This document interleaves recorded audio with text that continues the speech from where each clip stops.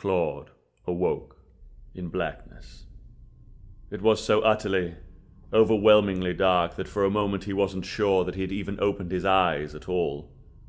He blinked hard, several times. Nothing. He was blind, floating in a lightless void.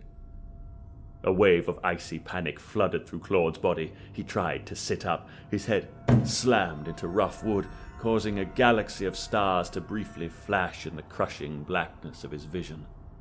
Claude reached out with trembling fingers. His hands seemed to travel only inches before they met with splintered planks. Something sliced into his palm, and a few drops of warm blood spattered onto his face. He thrust his arms sideways, groping blindly in all directions. Wooden walls enclosed him entirely. A long, narrow box. A coffin. Claude tried to wriggle, to turn onto his side, but his shoulders wedged tight in the narrow space. Hot, choking panic welled up inside his chest, threatening to swallow him entirely. His breathing was shallow and ragged, seeming incredibly loud in the confined space. He screamed, thrashing his limbs as much as he could in his tiny wooden prison. He clawed at the planks with his fingers, feeling his nails split and tear. Splinters and loose soil rained down onto his upturned face. That made him stop scrabbling. He could taste the dirt on his lips. Claude knew what that meant. He'd been buried alive. The Living Dead. A bite-sized fright. This series contains disturbing content. Listener discretion is advised. Claude was suddenly very aware of the weight of the dirt above him, pressing inexorably down. The walls of the coffin seemed to be closing in on him in the darkness. If the roof gave way under his feeble assault, he would be crushed, smothered by a sudden flood of earth and gravel. Very slowly, he brushed the dirt from his face with torn, bleeding fingers and tried to calm his breathing. How much air would there be down here in this tiny box? How long did he have left? Hours? Minutes? Claude felt another wave of black despair begin to well up in his throat. He forced it back down. How had he ended up in this nightmare? He tried to think back. What was the last thing he remembered before all the darkness? His thoughts felt slow, sticky, and jumbled. It was impossible to pin anything down for more than a second or two. Random, disjointed images flashed in his mind. A cafe, laughing with friends, the sun beating down from a clear blue sky, a drink of something vile. And then, shadows, numb fingers, the sound of a woman crying. It didn't make sense. Claude reached out again in the darkness, scraping his knuckles on rough wood. He felt tears on his cheeks, but didn't know how long he had been crying. The air in the coffin felt thick, soupy, difficult to suck down into his lungs. Claude's head began to swim. It was just a matter of time before... A noise, somewhere far above his head. He strained his ears. There it was again, muffled and faint, but unmistakable. Digging. Hope blossomed in Claude's chest, filled his body with a sudden, vigorous strength. He called out as loud as he could. His ears rang with his own hoarse yells. The digging seemed to increase in speed. The crunch of shovel in dirt was the sweetest sound that Claude had ever heard. With a sudden, dull thud of metal on wood, a shower of loose dirt rained down around his ears. A second later, Claude was blinded by a dazzling, fiery light. "I've died," he thought to himself. "I have died, and this must be heaven." His eyes adjusted to the newfound brightness. He stared up at a square of night sky, speckled with stars. 3 dark figures stared back down at him, their faces alive with the shadows thrown by the light of an oil lamp one of them held aloft. These did not look like angels. Rough hands seized the front of Claude's shirt. He was lifted bodily from his temporary tomb, held upright by two burly men with scowling faces and broad shoulders. The night air was warm on Claude's filthy face. He sucked in great lungfuls of it, gulping it down greedily. He glanced around. He was standing in the middle of a graveyard, surrounded by crumbling mausoleums and ancient headstones that gleamed like crooked teeth in the moonlight. Fireflies twinkled in the darkness. He could hear the ocean murmuring somewhere nearby, waves breaking on an unseen beach. To his left, the shattered remains of his coffin lay at the bottom of a shallow, hastily dug grave. Claude shuddered. He shook soil from his hair and opened his mouth to thank his mysterious rescuers. A fist crashed into his stomach. Claude's legs buckled and he sagged to the ground. The men on each side of him hauled him back to his feet. One took a handful of Claude's hair, forcing his head around so that he was staring into the shadows just beyond the pool of light cast by the oil lamp. An old man stepped out of the darkness, tall and gaunt, wearing a threadbare shirt and cotton trousers, both heavily stained with what looked like old blood. His face had been painted to resemble a grotesque, grinning skull. Bones had been drawn on the backs of his hands and on the skin of his bare feet. Around his neck and wrists, strings of beads adorned with shells and the skulls of small animals clacked and rattled as he shuffled forwards. From a leather bag that hung around his shoulder, the old man produced a small clay jar with a stopper fashioned into the shape of a skull. He began to mutter softly, a rhythmic, low chanting. Claude's heart raced. He knew what this man was, a voodoo sorcerer, a witch doctor, in league with demons, drawing his power from the darkness. Claude tried to pull himself away from the men that held him, but his brain was still slow and foggy. He couldn't seem to coordinate his limbs properly. His body just jerked spasmodically in their grasp. One of the men gripped Claude's face, painfully squeezing the sides of his jaw, forcing his mouth open. The old man with the skull face approached menacingly. His chanting was louder now, a guttural droning in a language Claude did not understand. With one wizened hand, the sorcerer plucked the stopper from the clay jar. He surveyed Claude for a moment with eyes cloudy with age and utterly devoid of pity. Then he upended the jar, dumping its contents into the open mouth of his feebly struggling prisoner. Claude gasped as foul, gritty paste hit his tongue and slid thickly down into the back of his throat. The men holding him jerked his head backwards so that he was staring straight up into the night sky. The moon hung, full and low, looking on impassively. Claude retched. The bitter paste clogged his throat, threatening to choke him. His eyes rolled madly, straining in their sockets.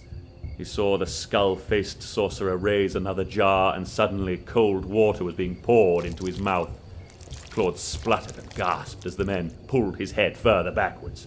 Water flooded his nose and poured out over his cheeks.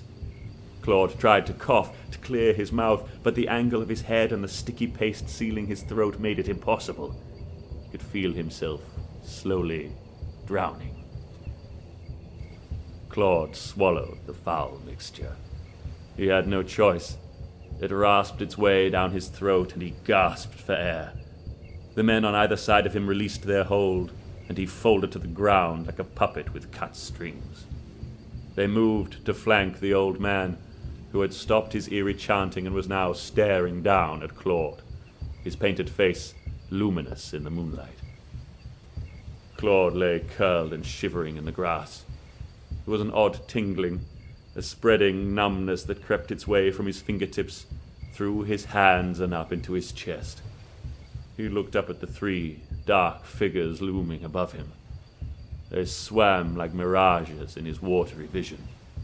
He couldn't remember who they were, or how he had come to find himself here. Where was here, for that matter? Claude tried to think, but he felt as though he was being pulled backwards down a seemingly endless dark tunnel, falling gently into nothingness. His thoughts swirled around in his head like chaotic smoke.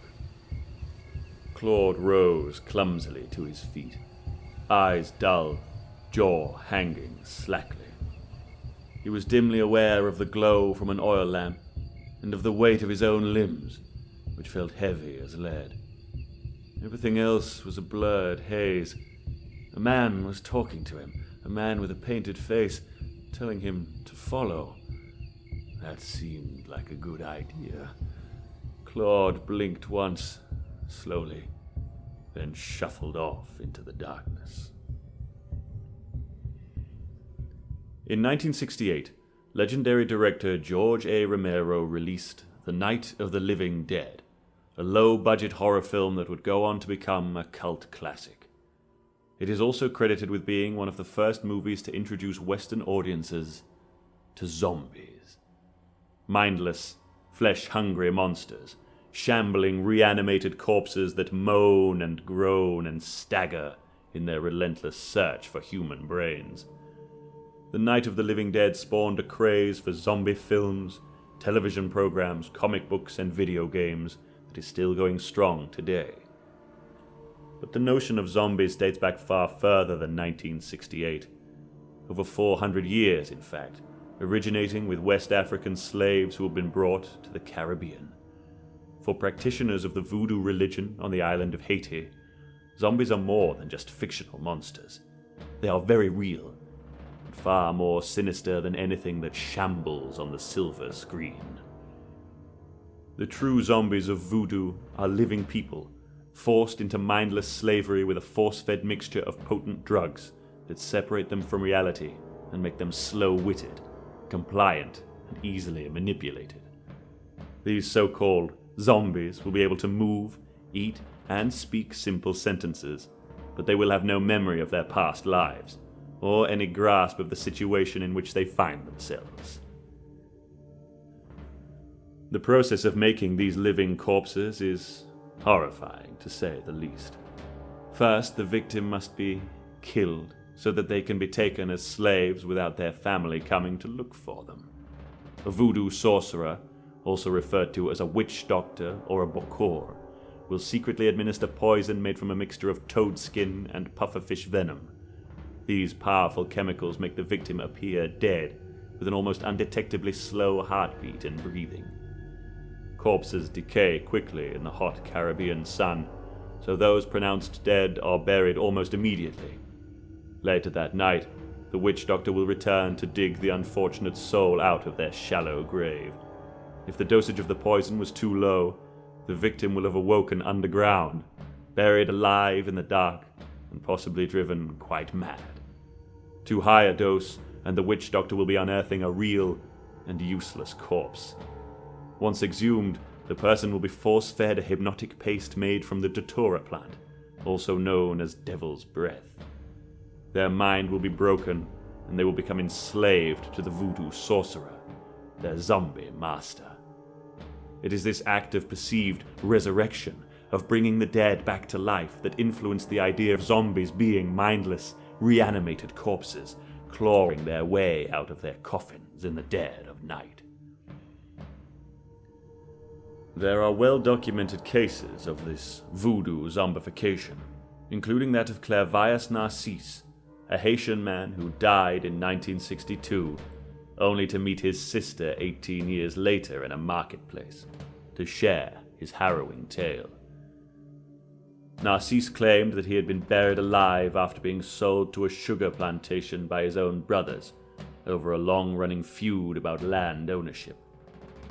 Narcisse had then been unearthed and drugged by a voodoo witch doctor and forced to work on the plantation. The cycle of repeated drugging and mindless labor continued for years until his zombie master died, and Narcisse was cast out to wander the island in a delirious daze. It took years for the effects of the powerful, mind-altering drugs to wear off, until finally Narcisse was able to return home and reunite with the family who had thought him long dead and buried. His chilling tale inspired the story you heard at the beginning of this episode. The thought of being buried alive and then forced into a lifetime of mindless slavery is horrifying indeed. But what about the idea of a full-blown zombie apocalypse? A bleak world overrun by the shuffling, undead corpses of your friends and neighbors, all eager to tear you to pieces as part of a fleshy feast. This idea has captivated audiences for decades and is a common theme in most zombie films and video games. There are hundreds of websites and forums dedicated to discussing how one would survive in such an apocalypse, and, even more disturbingly, how it could one day become a reality. There are numerous suggestions as to what could cause a real zombie apocalypse, one of the most common being the mutation of an already existing disease, rabies, for example. The symptoms of rabies can include increased aggression, hallucinations, and irrational fears, already a dangerously potent mix. A slight mutation of the disease could lead to something similar to the rage virus, seen in famous zombie movies such as 28 Days Later and World War Z. Another suggestion would be the spreading of a toxic, mind-altering spore or fungus. This method of zombification is prevalent in the popular video game series The Last of Us, where people are hideously mutated by a parasitic fungus that turns them into mindless monsters. And while this is just a game, these funguses are horrifyingly real. One of said funguses, Ophiocordyceps, infects the brains of ants, emerging as a huge, fleshy growth bulging out of the creature's tiny head. The parasite takes over the ant's nervous system, controlling its movements, forcing it to wander in search of other host bodies to infect. The ant is essentially dead at this point, but is still moving unerringly forward. It is feasible that such a fungus could infect human brains, creating a plague of shuffling, undead corpses. There is also the chilling possibility that such an apocalypse could be self-inflicted. Many powerful narcotics and synthetic chemicals can cause increased aggression and paranoia.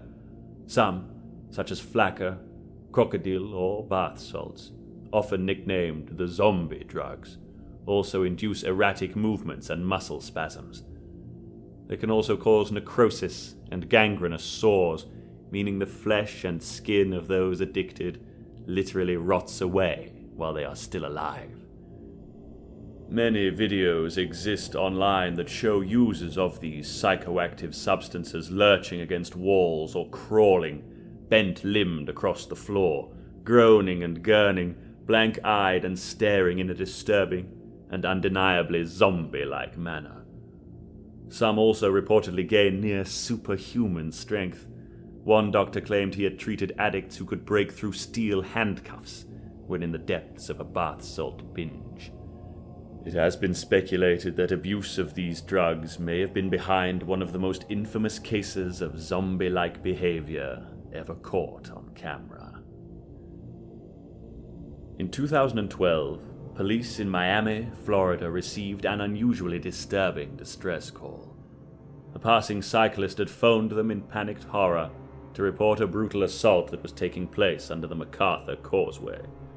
He said it appeared as though the attacker was eating his victim's face. Miami PD officer Jose Ramirez was first to arrive on the scene.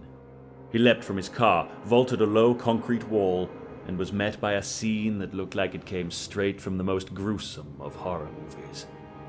A man lay motionless on the sidewalk in a vast, spreading pool of blood.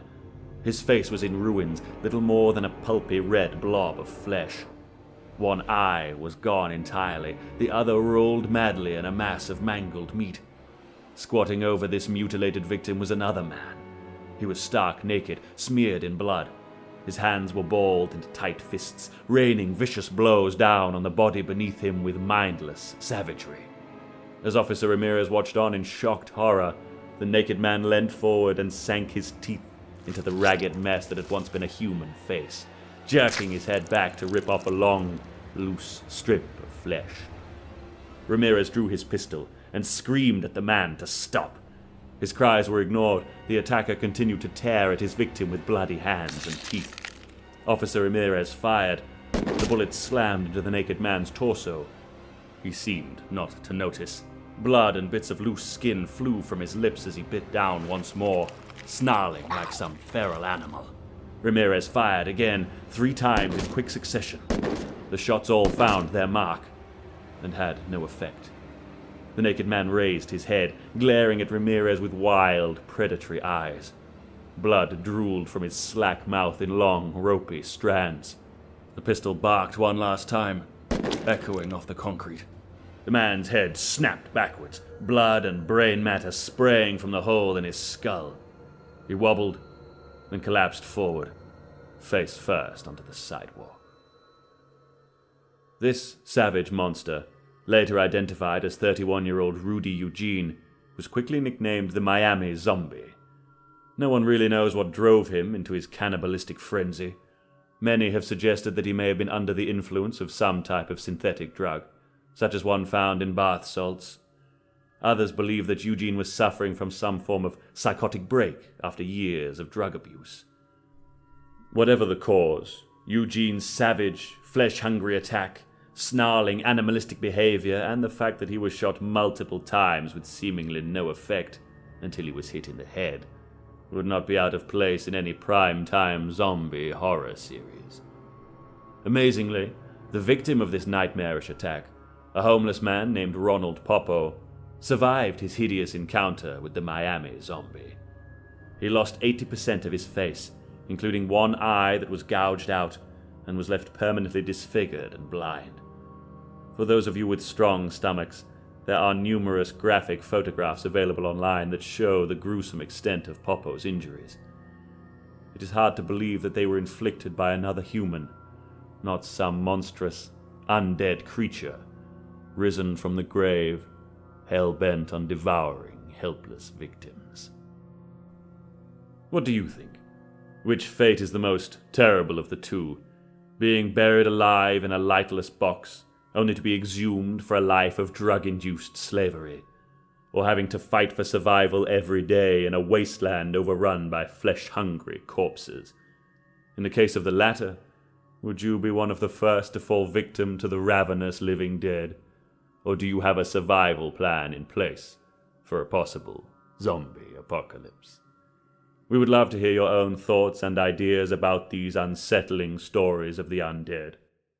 If you have enjoyed this episode, please follow us on Twitter and Instagram at Pixel Elixir, and subscribe at bitesizedfrights.com so that you never miss any of our terrifying tales. This has been a Pixel Elixir production, narrated by Chris K. Thank you for listening. Until the next bite, my friend.